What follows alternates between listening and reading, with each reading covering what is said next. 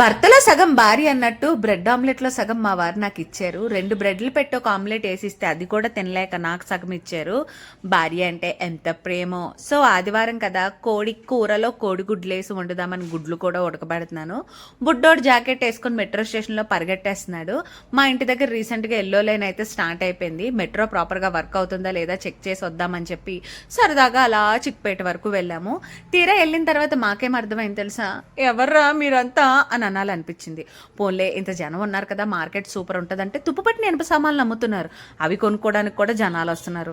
సర్లే ఇవన్నీ మన వల్ల కాదు, తిరిగి వెళ్ళిపోదాం అని మళ్ళీ మెట్రో స్టేషన్ దగ్గరికి వస్తే లోపలికి వెళ్ళడానికి 1 గంట పట్టేలా ఉంది.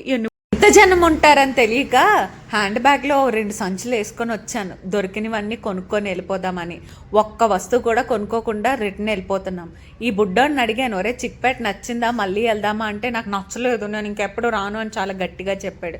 సర్లే ఇంటికి వెళ్ళిపోదామని మెట్రో స్టేషన్ లోపలికి వస్తే టికెట్ కౌంటర్ మొత్తం జనాలతో కిలకిల్లా ఆడిపోతుంది. మొత్తానికి మా గూటికైతే మేము చేరుకున్నాం.